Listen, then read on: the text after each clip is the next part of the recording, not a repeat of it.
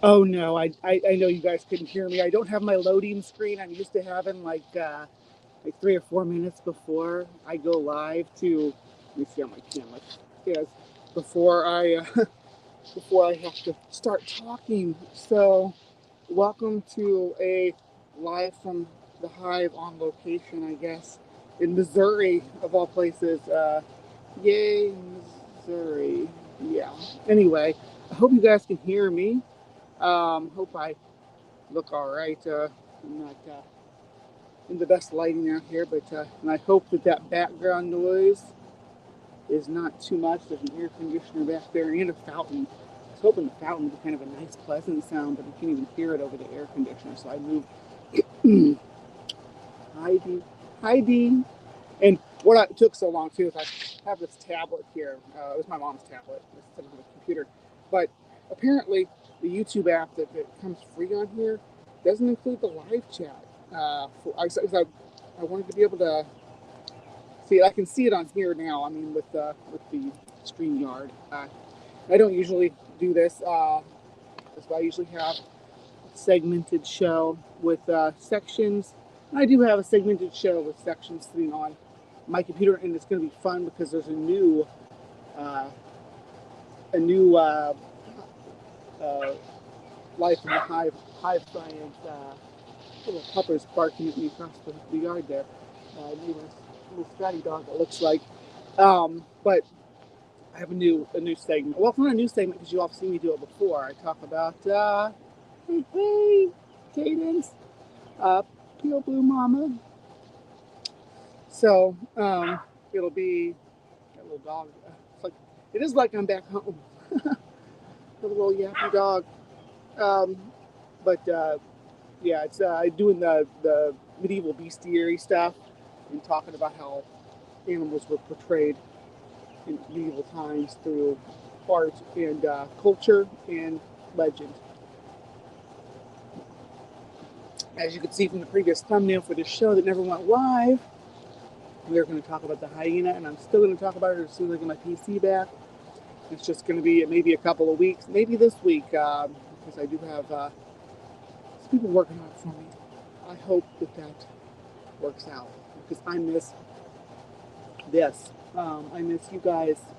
I miss my hive. I'm not going to go into too much of my personal details. That just it'll suffice to say that I am having a separation in my marriage, and that happens. People grow apart. People grow very different. You all have seen me grow very different over the last year, so and different people with different directions in our lives, and we are separating. Some of us don't take such separations too well, and keep personal property from the other person, things like that. But I'm not going to sink and stoop to that level. And again, like I said, I'm not going to go raging into my personal details. But suffice to say, for the time being, I am without a computer. I'm without a hive. I do have my bugs. If any of you all out there were worried about my bugs, I do have an update on that. And there have been two tragedies, two very, very big tragedies, actually, in the move and in the time that I was away and unable to care for them while they were not in my care. I have lost the most ancient and eldest member of the hive, my old grandmama of a giant desert hairy scorpion. Uh, I discovered her once I had carried her 140-pound aquarium up and out of the hive, which is underground, and put it in the back of my truck alone. I keep saying, Bree is a beast. Grr. Not really, though. But we had the tragedy, and it's not all. My green bottle blue, my newest tarantula, not my youngest, because I have ones that I've raised from slings that are younger. I have two that I've raised from slings that are younger than the green bottle blue. That unfortunately I was not able to resuscitate after she struggled to cope with, I don't know, the move. We got into I got her in a new room and everything, and she just death curled. I gave her water, gave her food, she did not make it. Unfortunate, unfortunate, but that's okay because right now the the number of creatures that I have narrowing down is probably a good idea because I don't know what I'm looking at in the future. But I do know that I am not going through it alone. So I have all of you people out here who come and hang out with me on Saturday mornings. Yeah, that's the thing too, Ring.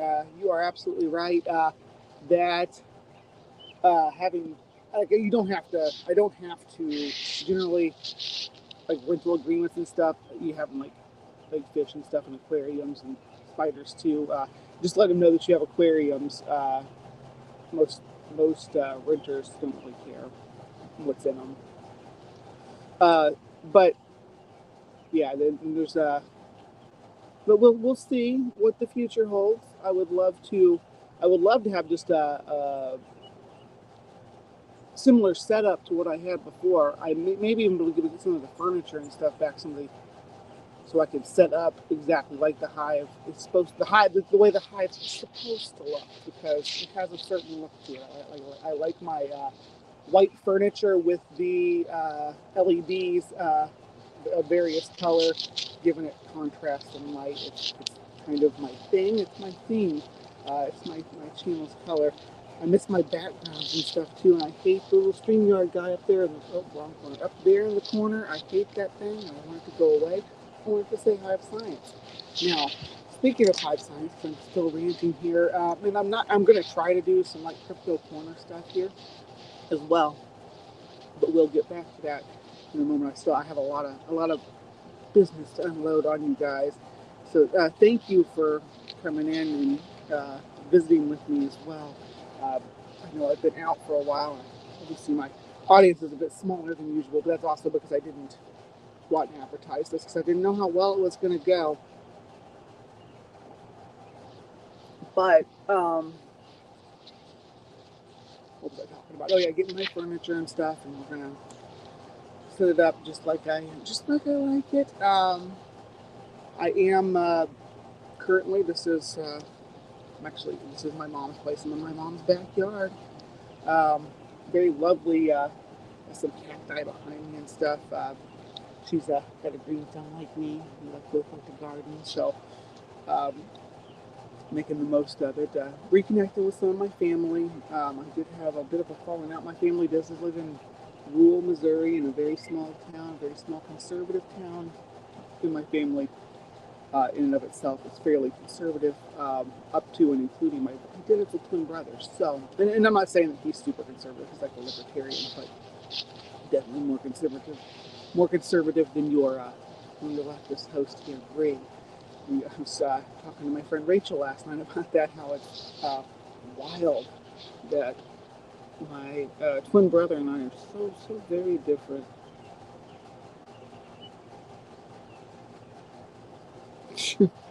Oh, Ring. Smaller animals. Yeah, and the move is hard on them. I can usually keep pretty climate controlled, but the situation I was having to move them out in was not conductive to that. It was not. I had to hurry. I had a limited time to rush in there and get all the things everything I can grab from this little tiny. Again, I'm going back into my. Yes, I'm an identical twin. I have an identical twin named Dustin. He has a beard that's like his beard would cover my titties. I mean, he's got a big old beard, and he shaves his head. So very, very different animal. Me and my twin. Kind of funny because for most of our lives we were very similar. We're still similar in a lot of ways. There's still a lot of things that we do. I pulled up into his driveway to find that we both drive the same vehicle, just a different color of the same year and model. It's there's serendipity things like that that I don't know if it's a genetic disposition. crazy to find out that all these things, and maybe it's inference because you count the hits and you discard the misses. Like I said, we're most of the part very different animals, but there are things that have happened in the past. It's like, ooh, that was weird.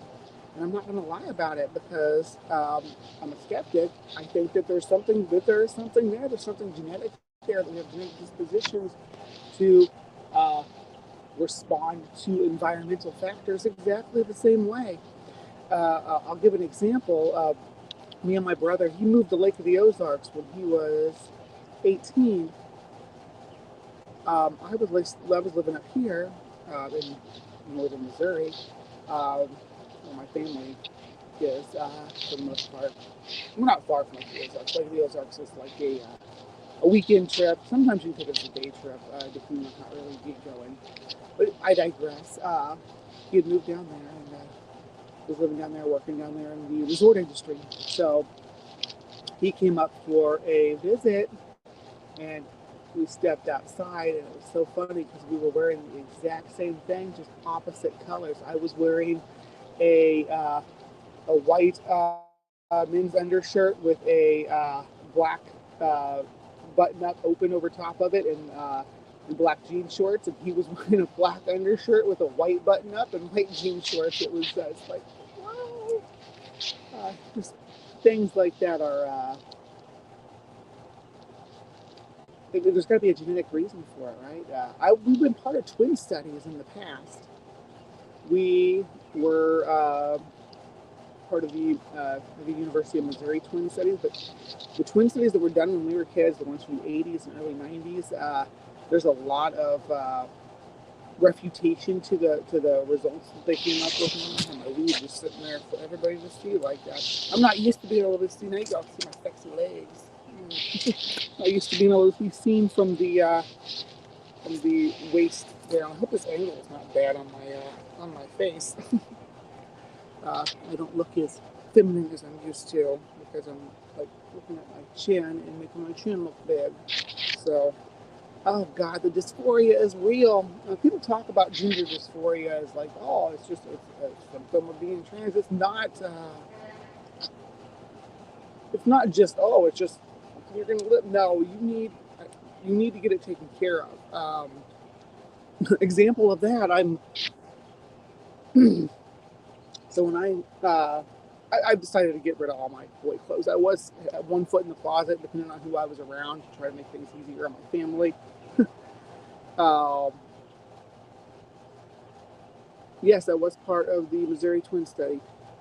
So I've gotten rid of all my men's clothes. So it's all Brie all the time now. Deal with it. I made the announcement on Facebook. My hand was forced on that. We'll talk about that in a minute too. But yeah, I was. So now I have this. It was always been there. I've always done it since I came out and started presenting as a woman. But it's really bad now, and it's getting worse. That I overshave. I'm shaving. I force myself to only shave once a day, and it's really hard. I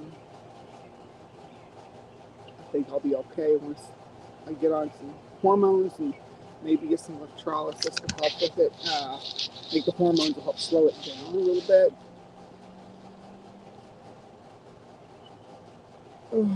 But the dysphoria is real, especially on my neck. I was again talking to my friend Rachel last night, a new friend that I just met, trans local friend in my area.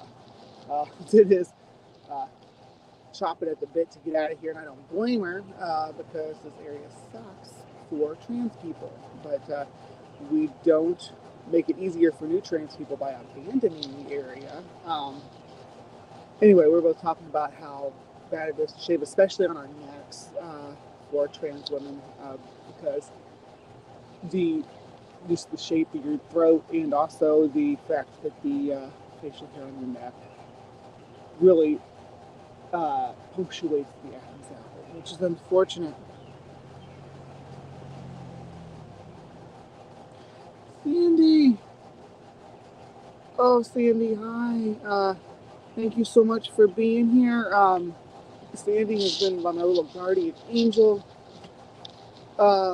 through a lot of this struggle I've had in the last month as things kind of crumbled apart. But and also I'm on my cell phone right now, and with Sandy's help, I am probably going to be live from Hive on a PC next week, back on my OBS and everything. So we have that to look forward to. Yeah, so there's that. Yay! Brian Stevens, good to see you. Good to see you. And Maya, I forgot to say hi to everybody. Yeah, that's it's weird how that takes hold in certain gene groups. And I'm sorry if this is weird for me to be looking down. Yeah, but some of these twin studies, yeah, there's a lot of reputation these days about them. Just looking back through the comments. Right. Guardian angel you are, Sandy. Thank you so much for being there for me. She's not the only one either. Also want to thank, I see Critical Cripple out there, Critical Cupcake, my little cupcake, my sweetheart, who's been trying to I need to listen to you more. Cupcake, voice of reason. Someone's been telling me for months that this is something I need to do with myself to find happiness. So, and Natasha, my sweet little bunny girl, I don't think she's here now. Again, I didn't really advertise this because I didn't know if it was going to be quality or not. I still don't know. But Natasha, I love you. Thank you so much for being a little candle burning in the night for me. This has been hard. And Amanda, thank you so much. Amanda is absolutely my rock. She's my best friend. And she's going through her own personal crisis stuff too. But she put that kind of aside to help me. Maybe it helps her to disassociate, though, to focus on my problems. I think that we both do that with each other. Focus on each other's problems instead of doing our own. Instead of doing our own, so we're both working through each other's shit instead. Oh, Amanda. Oh, I love being a hot mess with you, girl. There is something in the works for me and her. I don't have all the details ironed out yet, so I'm not going to talk about it too much, but we will probably be reaching out to the community for help. At least I will be reaching out to the community for help in getting moved into a place. I have a whole bunch of other stuff going on right now. It's making it hard for me to look for a place currently, but looking for a rental place, and I'm going to be looking for a rental place for the four of us, which would be me, Ian, which is my 18-year-old son, our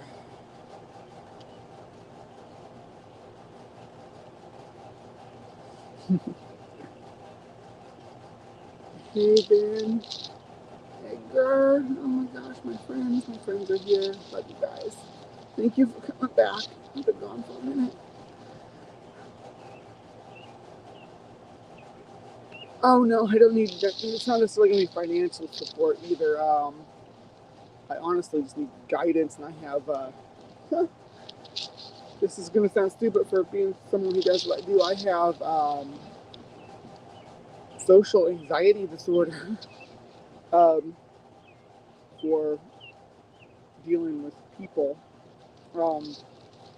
because, you know, I keep blaming everything on dysphoria and shit, but what am I going to say?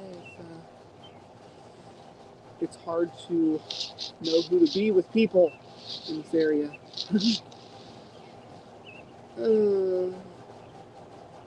Ring, thank you so much. Ring is also reached out and checked in on me through the weeks that I've been away. Love you, Ring. uh, Peter. Uh, Peter has been hammered on this for a while. I said that Cupcake was she was giving me directive to try to find a better situation. Mr. Peter the Trucker was much more blunt about it, and I love him for it. He's not here right now either, but hey, nerdy. And Brian Stevens, oh my gosh, I forgot to say, it doesn't matter whether I'm there or not. I've been gone for a while and unable to attend my premieres and things, and I go back and watch them now that I do have access to get out and watch them. Brian Stevens is there almost every time, viewing my content live, giving me that live watch time. You are an amazing friend, Brian. Thank you for.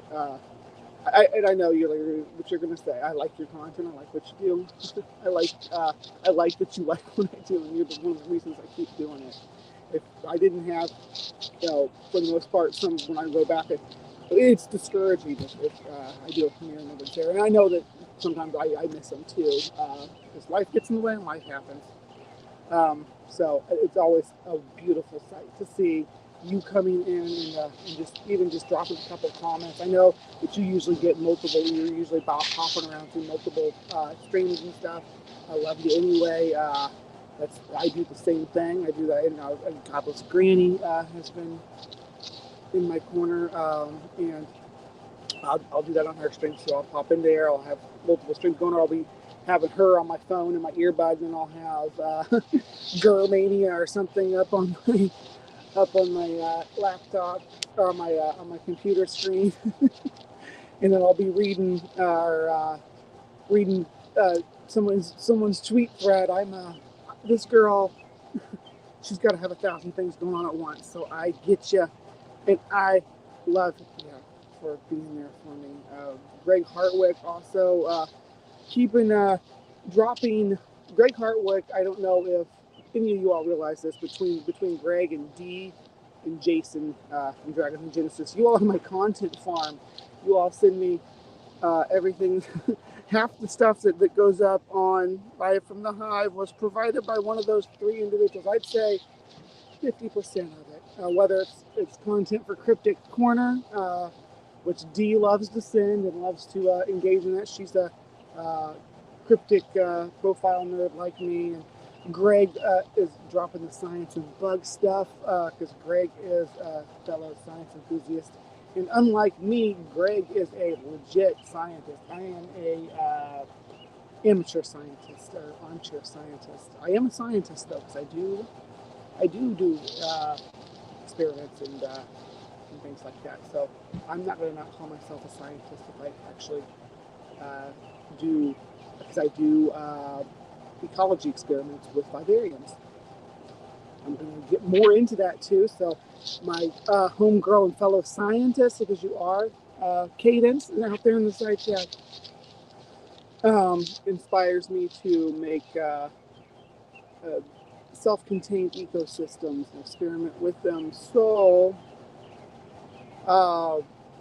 me and her are going to be interacting more about that, and we're going to try to see.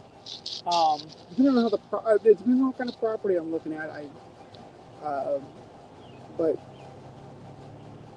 I do want to get some. I would like to get some indoor lighting, I would like to have a basement not necessarily finished with some lighting, like put plant lights up and just have a room down there to grow vivariums. I had some jars waiting too, and I will be working on that. And I might have a roommate who knows a little bit about doing environmental science. Maybe. Again, I don't want to. Good morning, Scott Duke. Hey, yeah, it is a good morning to move outdoors. It is actually quite pleasant out here. It's I don't know, maybe 80 degrees. I'm skinny. I'm a skinny bitch, and I told them when they asked what size clothes I was wearing when I said I needed some clothes because I didn't have too much. So I'm a really skinny bitch, and I'm losing weight because I've been walking my little butt off, walking. But yeah, I'm not feeling too bad sitting outside in the cool morning air. It's we have some rain on the way potentially, but for right now, gray skies, but that's all right. Getting that vitamin D anyway because it comes right through the clouds. Yeah, but it's a combination. Uh, it's a combination of putting our skills together and our understanding together. I do not have a black thumb. I have had a black thumb, and I still struggle to keep things alive. I struggle to keep. There's still bugs I struggle to keep alive. I've not been able to. I've had 2 Jerusalem crickets in the last year, and both of them died within a week of me having them, because orthopterids, that's grasshoppers and crickets and stuff. They are very specific about their moisture that they need. They have really, of the insect world, they have, I'm reluctant to say it, but I think they probably have, or at least members of this group have the largest spiracles to breathe with of any extant arthropod. And they have spiracles that actually pump. They have pumps that pump air through their spiracles. It's really cool. I wish I had ability to share videos right now, and I would. I would show you guys what those spiracles look like when they're pumping air by showing you a giant air balloon. Katydid breathing like it's almost like a bellow, a bellow that a blacksmith uses. Really, really heavy, really large spiracles, which means that their humidity requirements are so specific. You have to keep keeping them alive in captivity, outside of their natural range. I mean, I can keep a giant airland katydid alive just fine in an outdoor enclosure. If I lived in the natural range. I do not. I could probably keep them alive over the summer here, but I wanted to keep them in my hive so I could share them with you. But the Jerusalem cricket had moisture issues. I think that's what I was running into, keeping the environment moist enough. I was not used to having, other than crabs. I have some crabs that really like it. Crabs like it wet. Who knew crustaceans like it wet, right? Mm-hmm. I did get my crabs too. No worries. If you were worried about my crabs, they are just fine. I have 3 species of crabs. I have a Halloween moon crab. I have 3 hermit crabs and 2 fiddler crabs. So I still work on keeping things alive too. So don't worry about that, Amanda. We are going to keep some cool stuff. I'm going to hopefully get some of my plants back.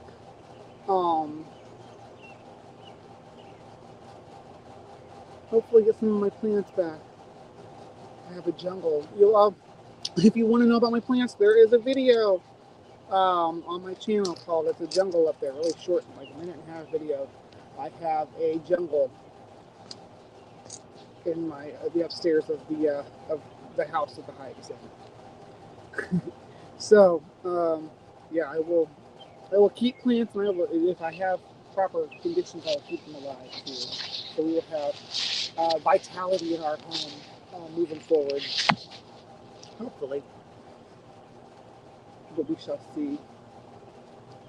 Finding a place that's canine friendly is also going to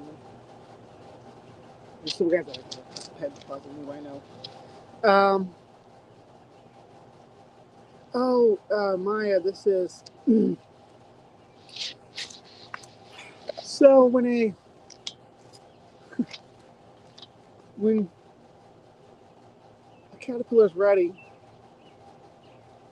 it goes into a cocoon. It goes into its chrysalis. It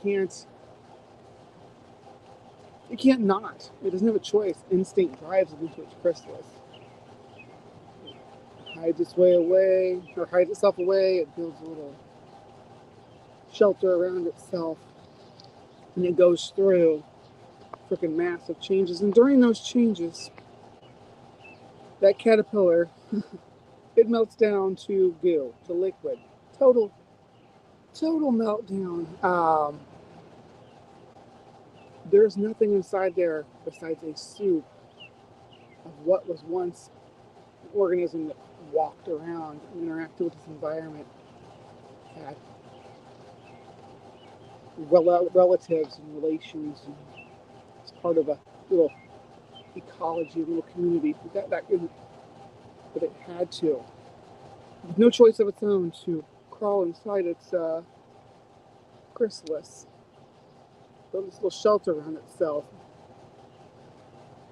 and change. Now, some of the people that love the caterpillar, they love that squishy little caterpillar. They love the way the caterpillar walked around and the way it munched its leaves and crawled around on the branches. They didn't want to lose that caterpillar. And to them, that caterpillar melted away. There's no more caterpillar there. And the chrysalis was a coffin to those people. And they watched that caterpillar crawl in there and disappear. And to them, that was the death of the caterpillar. And they mourned the caterpillar and they missed the caterpillar. The caterpillar was an important part of their life, and they wanted that caterpillar to be there forever. But the caterpillar doesn't have a choice but to crawl into its chrysalis and melt down. But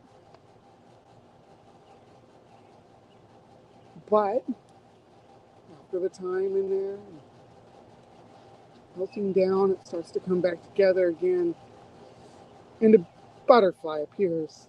And the butterfly is the same as the caterpillar, but different, but changed. It's different behaviors, has different needs, different drives. It has a different direction for its life. Now, some of the people that love the caterpillar can love the butterfly too, and love the butterfly as the same as the caterpillar. Other people that love the caterpillar could hate the butterfly, and hate that the butterfly is here, and hate the fact that the caterpillar is gone, and resent the butterfly for taking it away. So, I need to have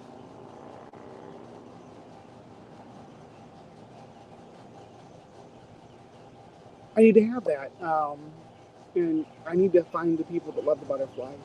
So there's no going back into the chrysalis. There's no going back to caterpillar. And sorry to the people who love the caterpillar more than the butterfly.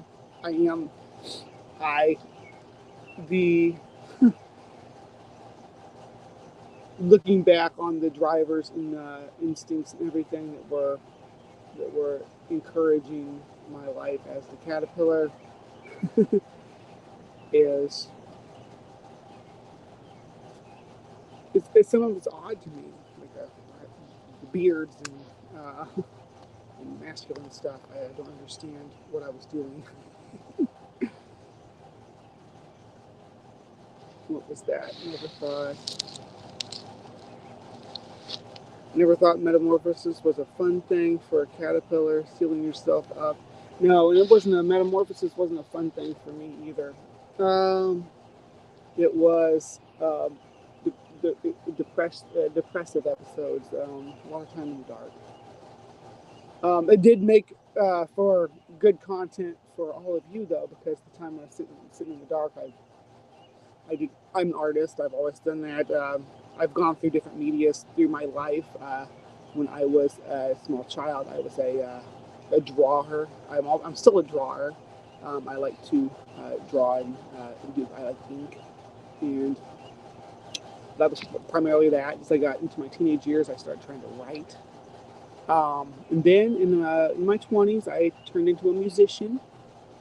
So those were all things that I would isolate myself and do when I had my depression, uh, art stuff.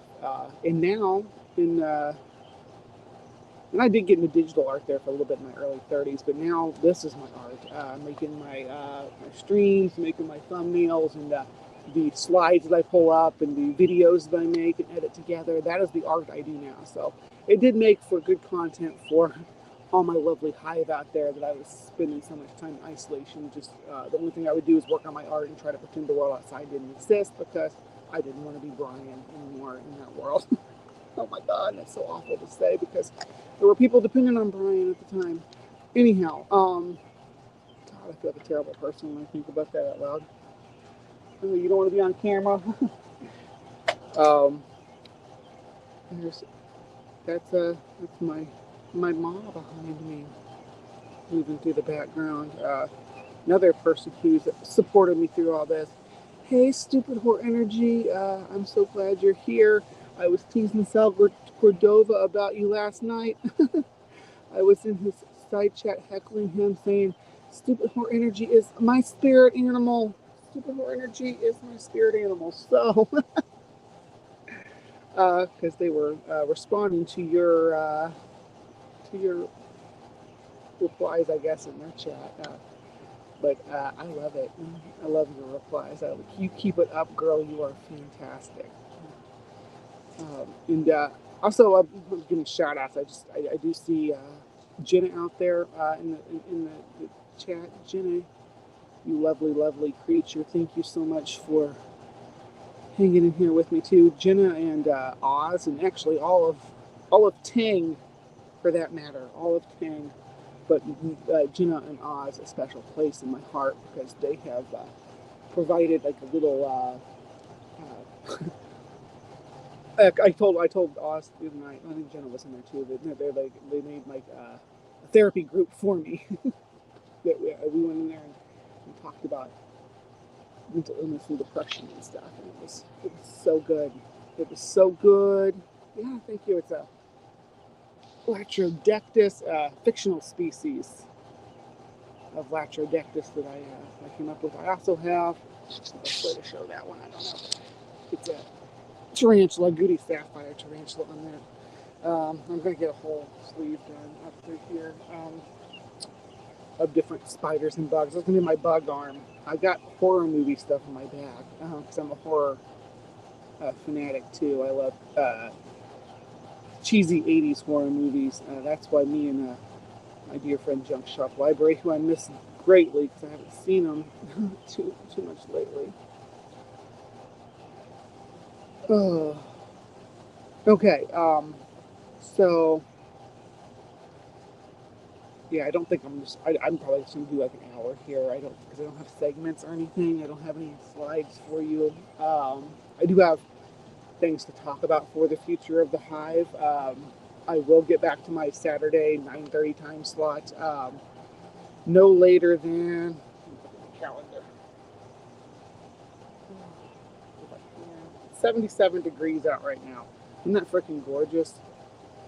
For July in Missouri, that is fantastic weather. Where are you, calendar?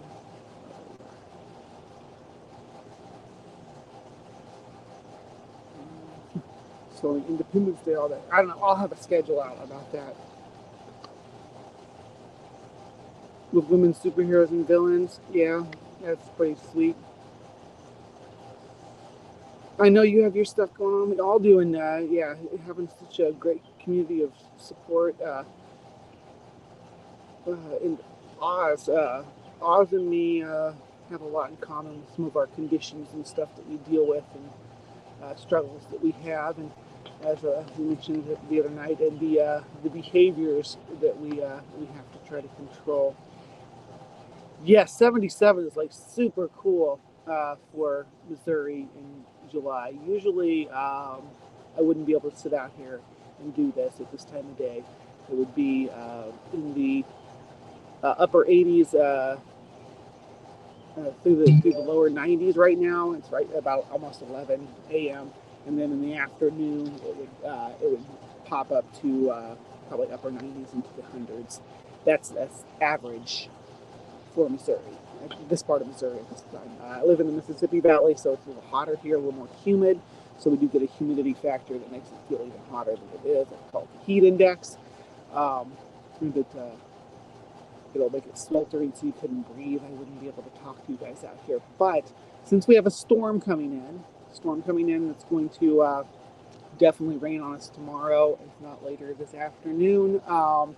It is pushing this cool air in front of it, and I am taking advantage of it. Yes, Oklahoma. I have spent some time in Oklahoma myself, and I can agree and vouch for that. Oklahoma is hot and humid. Not as humid as the Mississippi Valley, but, well, depending on what kind of part of Oklahoma it is. Southern Oklahoma is, because they got some swampy territory down there, but northern and especially the more north and west you go to Oklahoma, the drier it is. Same with Missouri, though, and I'm in northern Missouri, but I'm also right along Mississippi, so that carries some humidity with it. But southern part of our state is also swampy. Almost 90 there, Maya. Yeah, I actually do like warm weather. I do like warm weather and swimming. I actually looked at, while I was waiting to meet my friend yesterday, I was in the store. I looked at swimsuits for the first time in my life, and I know what I want. I want a leopard print swimsuit. I don't care if it's I prefer it to be a leopard print purple swimsuit, but one piece, and I've wanted it a long time, but I went and looked for. I did find leopard print and zebra print ones, but none of them in the colors that I wanted. I would wear any color leopard print. I love animal print. It's kind of my thing. If anything with animals on it, I got tarantulas on this shirt. If I found a bikini or not bikini, well, I would wear a bikini with spiders on it too. At least at private swimming, I wouldn't wear it to the. I don't think I'd wear a bikini to a beach right now, but I would wear a bikini to like a friend's pool or something, or if we had like a event that I was going to where we had a hotel with that and there's a pool or something like that. I might wear a bikini to that. I don't think I would wear a bikini to like a public beach or a public pool. I don't feel comfortable like that. Matter of fact, I don't know.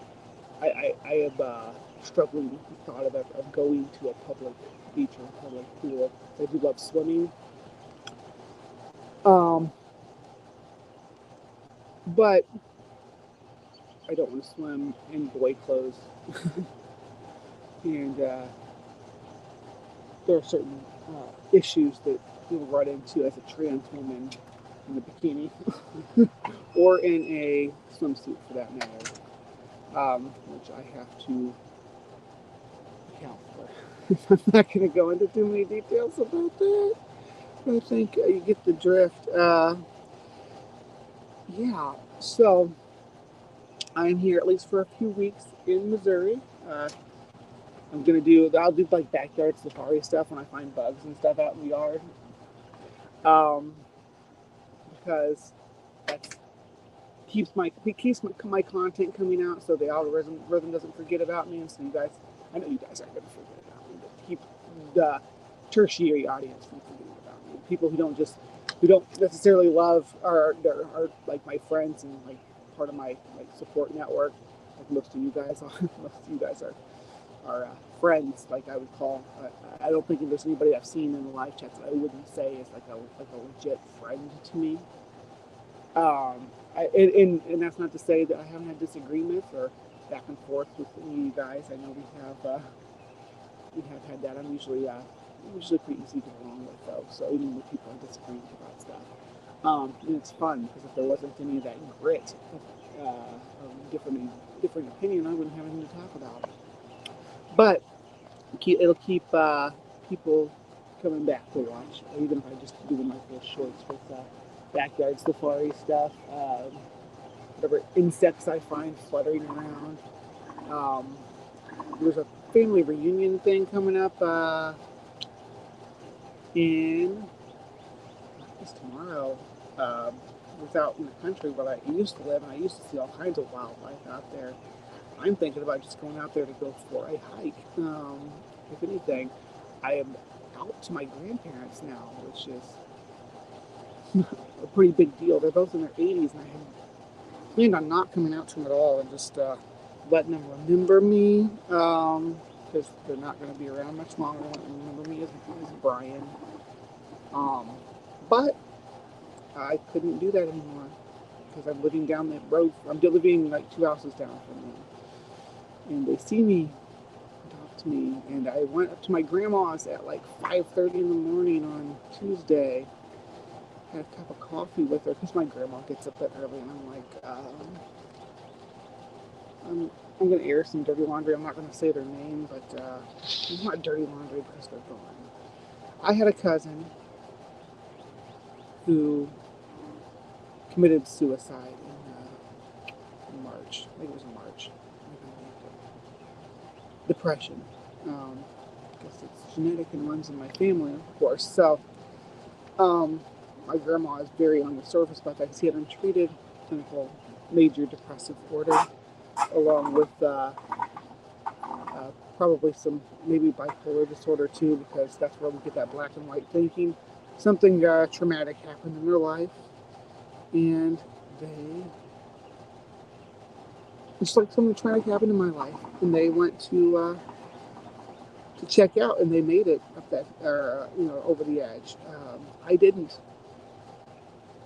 Have people, some of you right here with me, chat with me, that pulled me back. So I explained that to my grandma, and I told her that I am seeking treatment.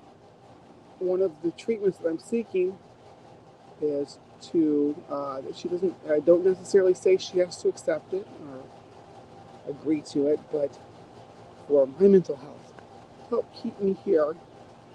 How about you just call me she, her, call me, my family calls me B, which I don't want to be called in the community because that was Beck's dead name, or sort of a dead name, their dead handle, I guess, and I don't want to make that a weird thing. But they do. My family has been calling me B, which is fine. I'm okay with B. My brother kind of coined that, and I'm not going to put up a fight about it. I just don't know if I should dress androgynous.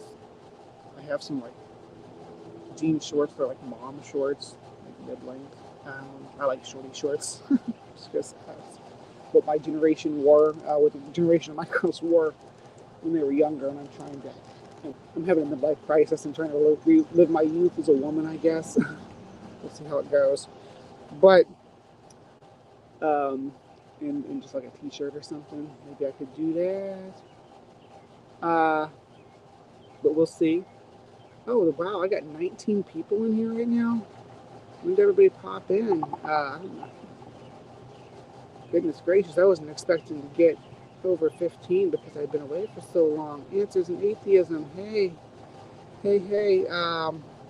I will be popping back into your stuff more often too, because I will be able to swap right over and be about half an hour into your weather report. So I'll try to come in more often now. It'll be better once I get my computer and stuff back. I will have a laptop coming sometime this coming week from my dear friend and support that has been out there. So we will be crossing that bridge and seeing what I'll be able to do as far as mic and camera. I'm sure the laptop has a camera. This is my new phone, by the way. It has a pretty decent camera. I'm actually impressed by how decent this camera is. And it has a macro setting for me. And who needs macro settings better than Bree from HiveScience and arthropods?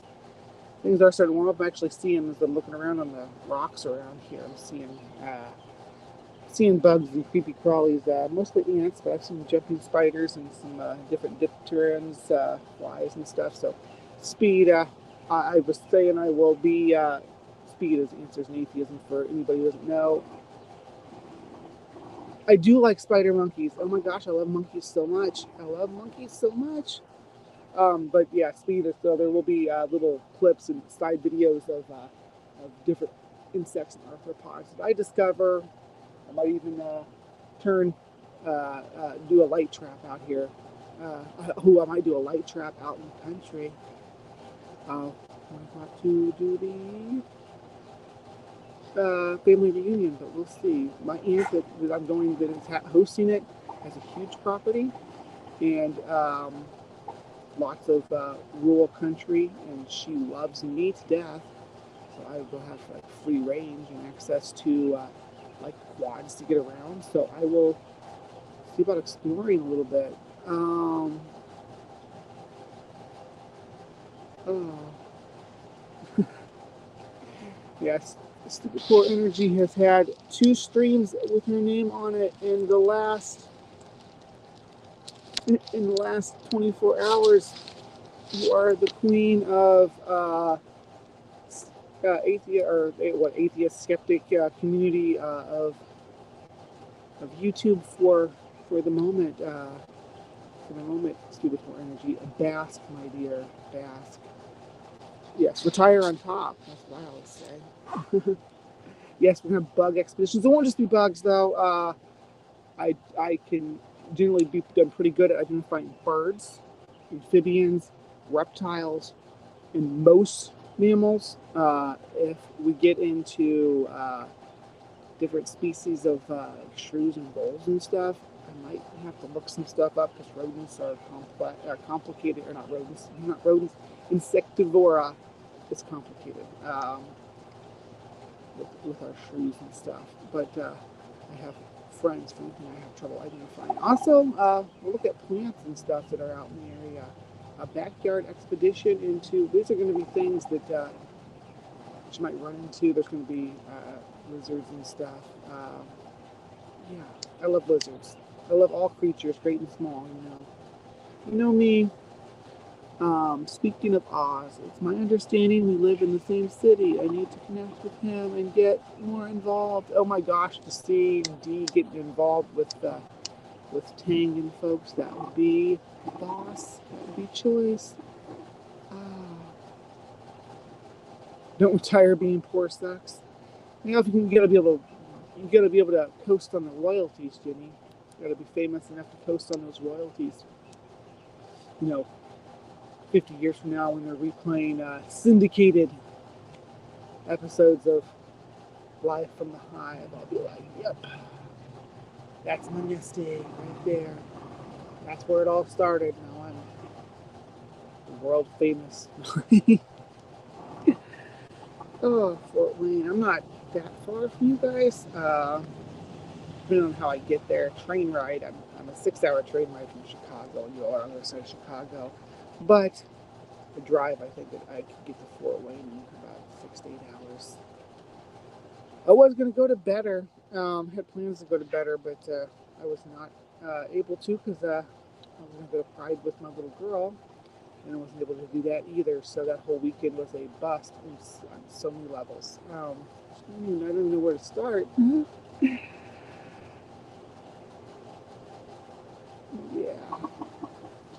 I'm a hunter. It's funny how endangered species that make it through don't taste good. Yeah.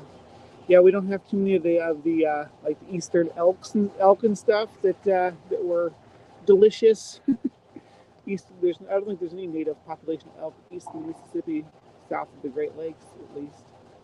There's an elk population. There may be migrant ones that come down into the New England area. I know they get moose in like Maine, New Hampshire, Vermont. Not as heavily, obviously, as they do out west, but they are there. So you gotta watch out for moose. I like moose, though. Moose are some of the coolest animals on the planet right now. Moose are, to me, they are like stage one of a group of terrestrial organisms moving towards being aquatic. They're like the step before you get to capybara. So then capybara are like the next step in that aquatic development, that we can kind of understand how these development happens. So you get your moose, right?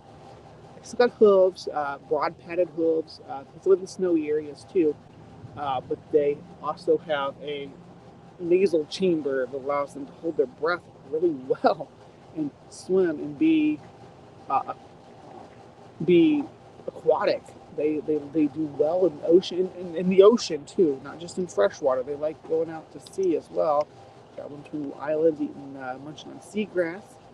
So they do have some of these aquatic adaptations that make them like first step of being a marine organism. And then you get like the capybara with their little webbed feet. Spend a lot of time on land, running back and forth. There's other members of the capymorph group that do that too, like the nutria and stuff like that. But capybaras are the ones that I think of the most as being taking that aquatic step. There are other members of the cervids that do that as well, like water-dwelling things, but none quite to the extent of moose. And I think that I don't know. I'd like to see some measurements, maybe on dimensions on things between the North American moose and the ones in Europe, and also how much time they spend in the water in comparison to those different populations. Because it's like, you're going to be select pocket populations that spend more time in the water than others. I'd like to see if we could see some early stages of evolution on that with moose. So I might look into that. I encourage you guys to look into it as well. So then you got the capybara and things like that. But the next level of aquatic adaptation you get to is otters, muskrats. Most of them are pretty small, but one group that stands out among them is the hippopotamus, which I put at the same level of aquatic adaptation as an otter, as a river otter. And it's peculiar because river otters, I would put giant otters, like Amazonian river otters, at an even higher level of adaptation. I put them up with sea otters, as very, very, very close to being semi-marine, like one step below sea lion, because that sea lions is the next step on that ladder. Sea lions represent a clade that has it's mostly aquatic, but still mobile on land. Still manages to be mobile. Most of the ones I can think of right off my head are pinnipeds. Trying to think of anything else. Mammalian, obviously penguins fall into this category, but they're not really mammalian. And loons as well. I can't think of any freshwater organisms that quite compare. And I skipped right over polar bears. Polar bears are probably, I'd put their marine adaptation right there along with the capybara as being pretty dang good at swimming. And then moving on from sea lions, obviously the next step is the other group of pinnipeds, the seals, or the major group of pinnipeds, which are not very good on land. And actually, I said loons in the last category, but actually I may put loons in this group too. Not real good at moving on land. Then you run into these oddball clade called Sirenia. Now, Sirenia has fully aquatic organisms they'll never haul out. But they also have manatees, which will, with the right grade, pop their front end out of the water to graze on grass and lawn clippings. They will actually haul out just partially out of the water to graze. Now, there was a group of manatees that were native to the island of St. Helena between Africa and South America.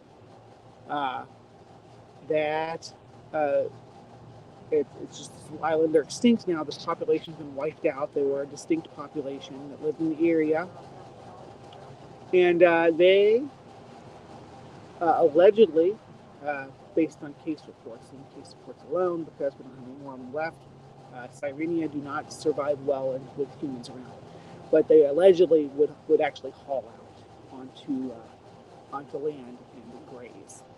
A group of them, I don't know, the veracity of that, whether they were just doing like what we see in Florida and in the Amazon, where they can pop their front end out of the water to eat grasses and whatnot, which they do. You can see YouTube videos of them hauling their front end out of the water, especially the younger, more spry manatees. Yeah, I guess that could count as our cryptid corner here, talking about the St. Helena manatees, because they're kind of legendary. There's not too much known about them. Giant river otters are, about 6 feet long, 70 pounds. Brian Stevens got me covered. And they are savage killers. They're like leopards of the water, except leopards hunt alone, and giant river otters hunt in packs. So they are aquatic leopard wolves. You do not want to mess with them. They can kill you. I don't think there's ever been any confirmed deaths attributed to giant Amazonian giant river otters. Brian might, I think maybe Brian's got some stuff pulled up to get some stats on them. They are cute. They don't have I say they're cute. They aren't floofy like what you think of when you think of an otter or a sea otter. Their hair is very sparse. They have more like a fur seal, like pelt, and their faces are definitely more aquatic. They have kind of their mouths go back like that. They have a shorter muzzle. They're kind of wicked looking. They're very similar. They are. Here, I'll put it this way: giant Amazon river otters are to river otters as leopard seals are to seals. They are the one that looks like a savage predator. And if you're not familiar with leopard seals, good gravy, they are vicious. They all have almost serpentine reptilian heads. They are, when it comes to seals, I think they are the most aquatic. They do not move well on land. They are absolutely massive animals. Leopard seals are growing. I think they approach 20 feet. I wish I had my stats pulled up here in length, and I'm not sure about the weight, but their weight is pretty heavy. Obviously, nothing compared to like an elephant seal, but still, elephant seals eat fish, whereas leopard seals, much like their leopard namesake, will eat warm-blooded prey. They prefer penguins, other seals, and even small cetacins. But they'll eat fish too, of course. Great white shark will eat fish too. Doesn't mean that they're not evolved.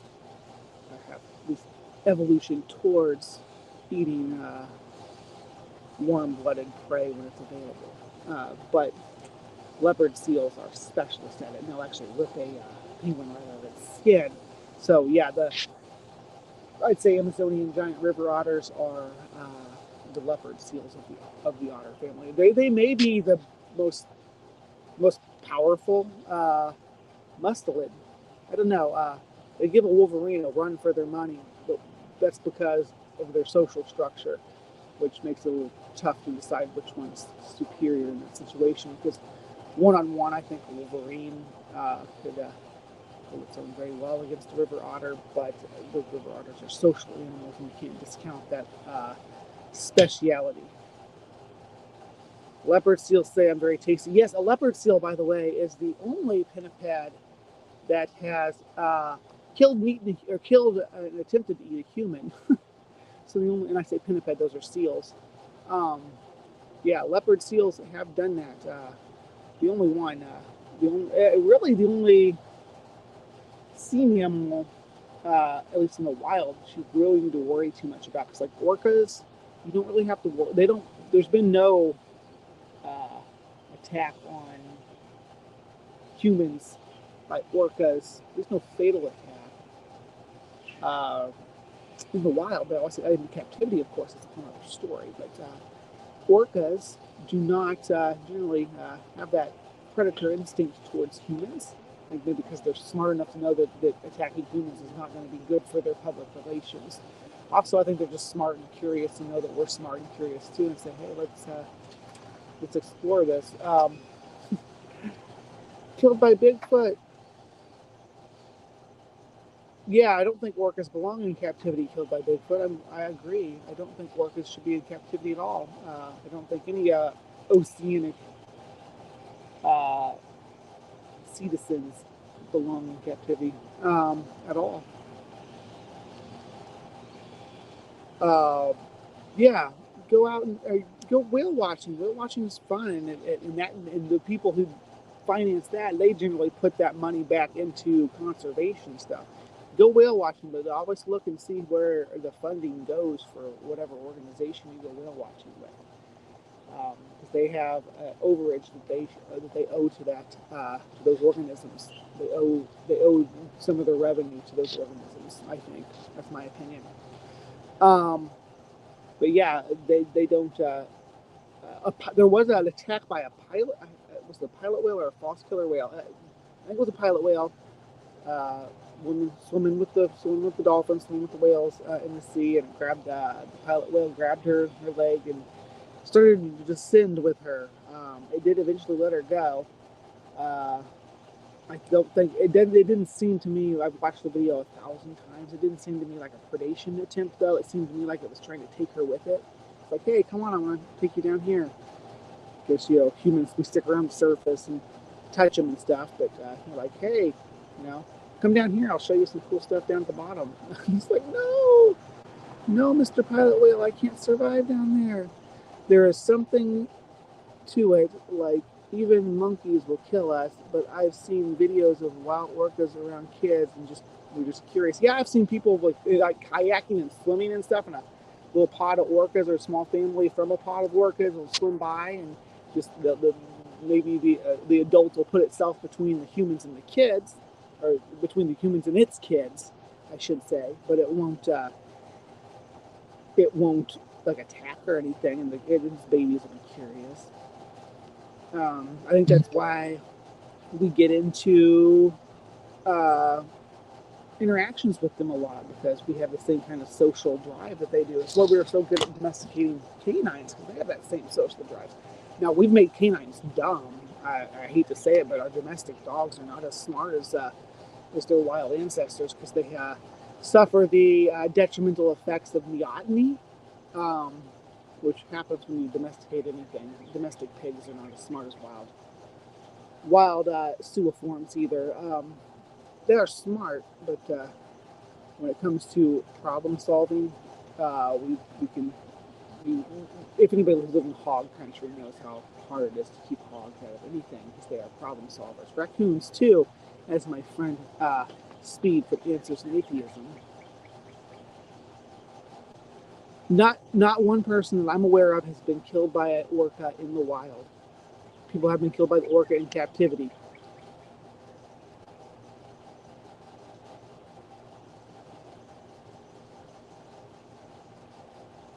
All animals,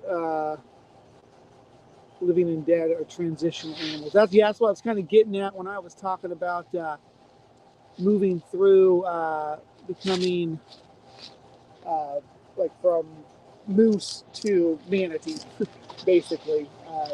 It's going through all the stages that an organism evolves through, but every single one of them could be transitional. A hippo, it could be considered transitional to a fully aquatic descendant if the evolution continues down that course.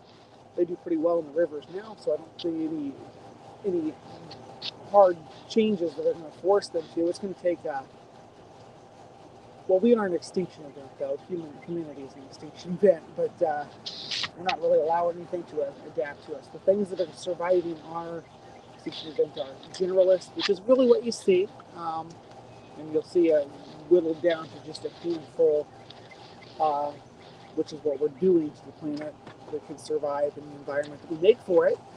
And things like rodents and cockroaches and stuff like that, who are very generalist, they'll thrive, and those new ecological niches open up. The other animals that weren't able to cope with the Anthropocene extinction event or Holocene extinction event, the extinction event that is mankind, will be replaced by descendants from these generalists in the future. That's when how extinction events work. Wipes out all the specialists because the environmental changes don't allow them to thrive. Only the generalists, for the most part, survive those major extinction events. And then when the environment kind of settles, the generalists will start to specialize into the niches that become available as the environment heals from whatever caused the extinction or adapts to a world with whatever caused the extinction to thrive. So, if we need grazers, the grazers may be descendant from a different group than what we have now. Maybe descendants from rats just hypothetically, of course speaking, descendants from rats as a generalist, and brown rats could evolve into a descendant that fills that grazing ecological niche, because all of a sudden we had grassland spring back up after the humans are wiped out or whatever. Grasslands start to prosper again in the waste, and the climate is warm enough for them to thrive, but there's nothing there to eat it. That's how niche partitioning works, and then rinse and repeat every few 100,000 or 100 million years. There's minor extinction events or regional extinction events too, that'll result in subtle changes to a group. That's what I was talking about, wanting to see maybe some on the hoof pads of moose and things like that, the differences that they express, depending on where the population is. The inland Rocky Mountain moose, for instance, compared to one that lives on the coast and spends a lot of time swimming around islands and things like that. Because there's wolves too. There's wolves that are kind of at that early stage. What island is that on? They're the biggest wolves, but they're on their way to. They do a lot of their feeding in the sea. They scavenge on beaches and hunt. I believe they hunt seals. Even drag them down or drag them in the water.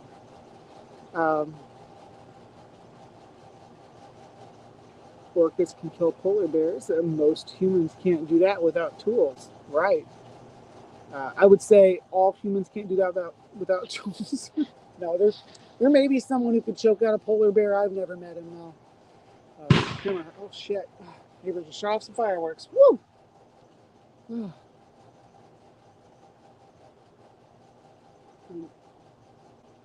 I want to scream veterans whenever someone does that without any kind of warning, because I'm not a big military person, but I am a mental illness advocate. If people have been through combat, they don't need this shit. God, I hate the 4th of July. I used to like shooting off fireworks. I used to like it. I used to go out and do it. I'll still do it, and I get isolated, like out in the country, away from everybody, which is where it should be done. But when you're in town and there's people in their homes, maybe suffering some PTSD from a shooting incident or something like that.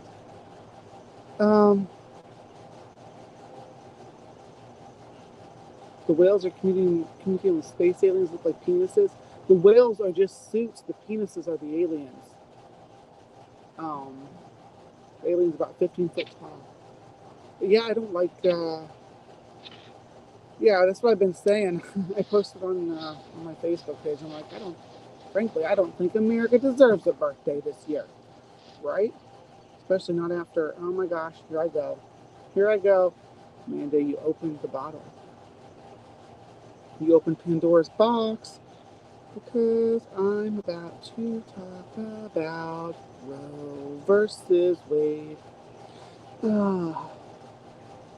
Yeah, so we'll put about the fireworks. Yes, if you're out there, if you're watching live from Hive, thank you. Hit the subscribe button, hit the thumbs up, leave a comment, and everything else. But also think about veterans when you're out shooting fireworks because you may have PTSD that triggers them. I had friends and neighbors who struggled with that.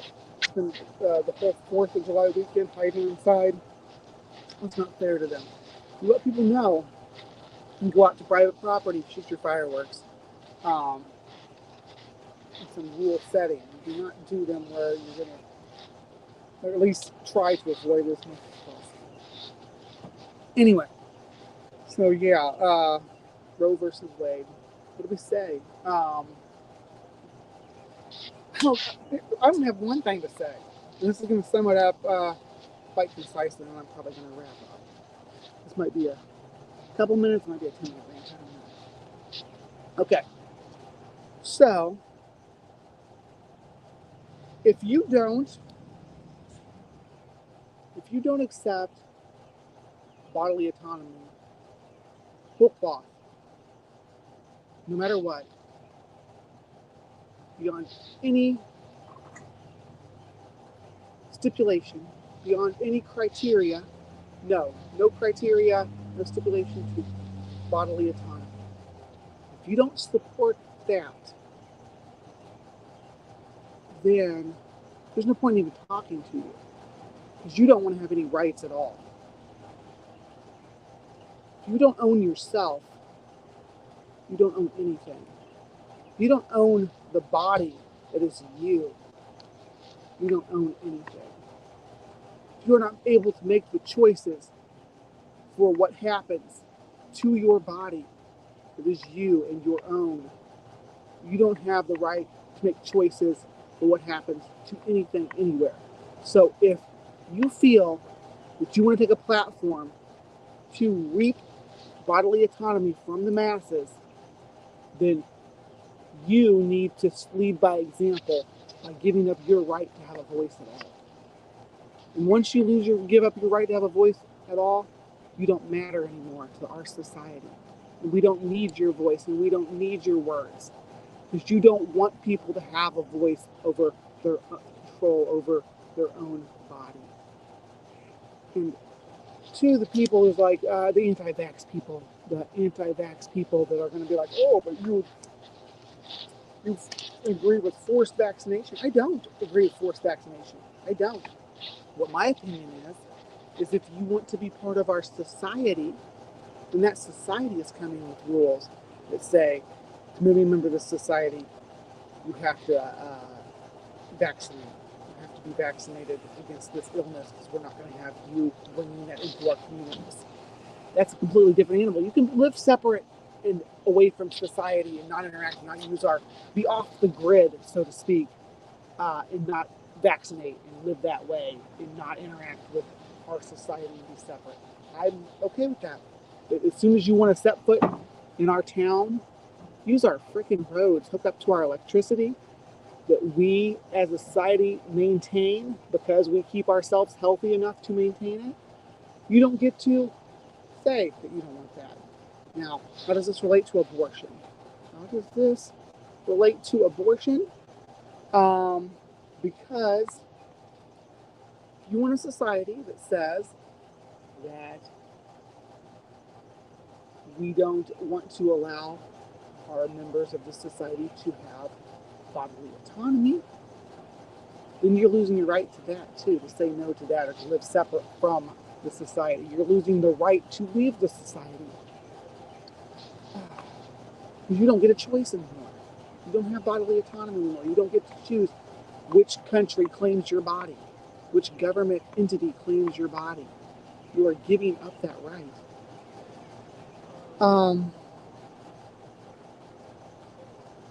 Polio's on the rise. Oh, Jenny. I don't think people actually care what people do with their fetuses. I think it's a money thing, an ego thing.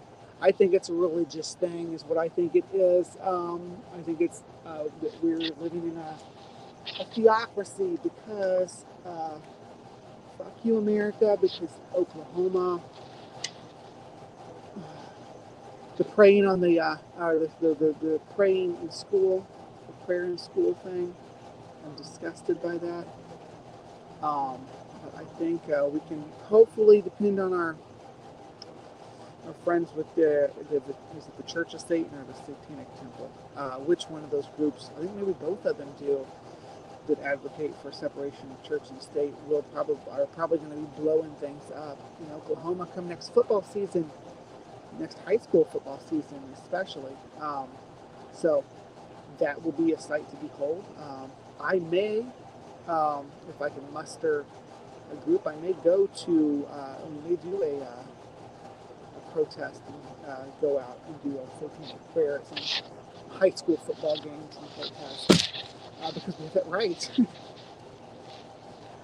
I think that's something that we could put together. So we'll see.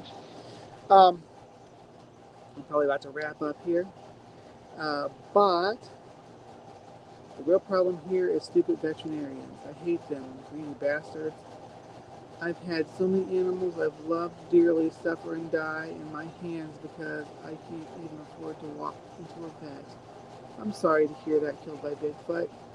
That sucks. Christo-fascists have been claiming a long time. Right. And they're not worried about their 501c3. They're not worried about that anymore.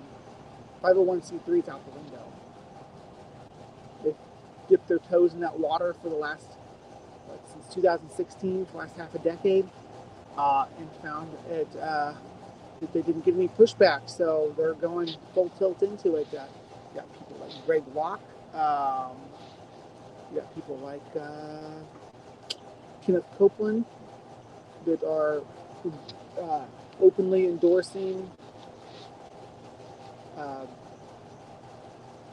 political ideologies and candidates and positions and platforms, and committing their flocks to vote a certain way. So we are living in the fall of America to Christo-fascism,